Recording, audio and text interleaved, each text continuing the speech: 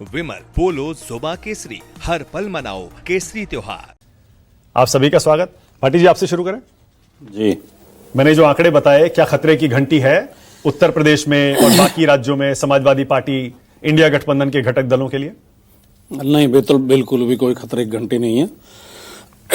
राजनीति का स्तर यहां भी नहीं पहुंचा है कि राजनीति जाति और धर्म पर ही पूरी तरह हो रही हो। राजनीति में विचारधारा भी कोई चीज है। और जो आपने बताया कि बिहार और महाराष्ट्र के आंकड़े देके एमआईएम की ताकत बताने की कोशिश की, बिहार और महाराष्ट्र में पहले से ही वो ठीक ठाक पोजीशन में थी। पिछली बार भी 5 सीटें जीती थी बिहार में, इस बार भी 5 सीटें जीती हैं। उत्तर प्रदेश में न पहले कोई ताकत थी, न अब कोई ताकत है एमआईएम। उत्तर प्रदेश, हर जिले, हर प्रदेश के जो सोच है, राजनीतिक सोच है नागरिकों की, वो अलग मुद्दों पर होती है और अलग मुद्दे हर राज्य में चुनाव के होते हैं विषय। हमें बिल्कुल भी कोई जरा सा भी ना तो भय है, ना हमें कोई रणनीति बनाने की जरूरत है कि उनसे नुकसान की भरपाई के लिए रणनीति है। जो कल मीटिंग हमारी हो रही है, ये तो हमारी तो पहले से ही 6 महीने पहले हम तो तैयारी शुरू कर चुके हैं विधानसभा चुनाव की। 2027 की तैयारी हमारी बहुत गंभीरता पूर्वक चल रही है। जिले जिले में प्रभारी बना के भेजे गए थे, विधानसभा वाइज बूथ कमेटियों का गठन किए गए और पीडीए सम्मेलन किए गए। अब बूथ समितियों के प्रशिक्षण कार्यक्रम शुरू हो रहे हैं, उसके बाद फिर रैलियां शुरू हो जाएंगी मार्च महीने से, और ये सब रूटीन में चल रहा है। तो सांसदों की, विधायकों जो मीटिंग बुलाई है अध्यक्ष जी ने, वो उनका परामर्श लेने के लिए, उनके सुझाव लेने के लिए, प्रत्याशियों के बारे में, रणनीति के बारे में, घोषणा पत्र बनेगा उसमें क्या मुद्दे शामिल किए जाएं, इन सब मुद्दों पे ये मीटिंग है। भारतीय जनता पार्टी का जहां तक आप कह रहे हो कि नई भारतीय जनता पार्टी शुरू हो जाएगी, नया युग या कोई मजबूती मिलेगी, ये तो भारतीय जनता पार्टी की कमजोरी का प्रतीक है।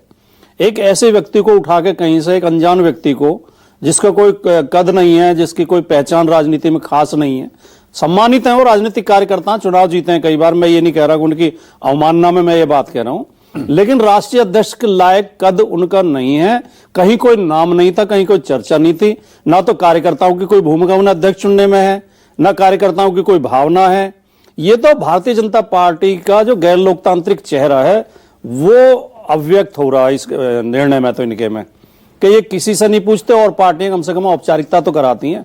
माननीय मोदी जी कांग्रेस पर व्यंग करते थे और उन्होंने तो यहां तक कह दिया था कि कांग्रेस जिस दिन अपने राष्ट्रीय अध्यक्ष का चुनाव करा देगी मैं उसकी प्रशंसा करूंगा।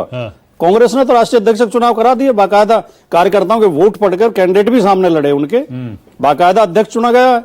लेकिन बीजेपी तो किसी को पता तक नहीं था, हाथों हाथ का पता नहीं था। अच्छा। सीनियर नेताओं को पता नहीं था, पता नहीं किसने निर्णय लिया है, किस कारण से लिया है कि ये राष्ट्रीय अध्यक्ष। अच्छा पाटिल जी, मुझे पता था आप बहुत मंझे हुए प्रवक्ता हो गए हैं, बहुत चतुर, बहुत चालाक, बहुत अनुभवी। हम तो बहुत सरल व्यक्ति हैं। नहीं बता रहा हूं, आपने कैसे घुमा दिया मेरे सवाल को। मैं फिर से पूछ रहा हूं, मैं नहीं हटूंगा। लेकिन पाटिल जी, आपने कहा ओवैसी जी की ताकत तो पहले भी बिहार में उतनी थी, महाराष्ट्र में जी नहीं। महाराष्ट्र में पिछले चुनाव में ओवैसी की पार्टी ने 56 अपने पार्षद जिताए थे, इस बार डबल से ज्यादा है, 2.5 गुना लगभग हो गए पार्टी जी। और पिछली बार बिहार में माना यह जा रहा था कि 5 में से 4 एमएलए आरजेडी ने तोड़ लिए, पता नहीं इस बार जिता पाएंगे या नहीं जिता पाएंगे, फिर दोबारा जिता दी। यूपी में मैंने दिखाया, ठीक है, जमानत जब्त हुई 99 पर, लेकिन आधा % वोट आया और आपको हराया 7 सीटों पर, उन्होंने हरवाया।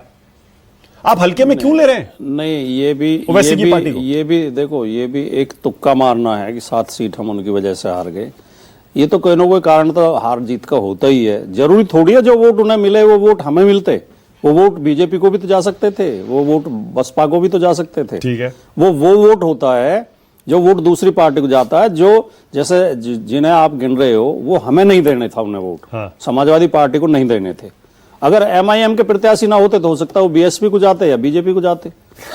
ठीक है। ये कहना कि उनकी वजह से हम हार गए। आपको नहीं लगता कि इस बार एक बदले हुए ओवैसी उत्तर प्रदेश चुनाव में आएंगे, एक और ज्यादा ताकतवर ओवैसी यूपी के चुनाव में उतरेंगे? देश में लोकतंत्र है, संविधान का राज है, हमें स्वागत करना चाहिए सबका। इसमें कोई नाराजगी की या उसकी बात तो होनी नहीं चाहिए, चिंता की।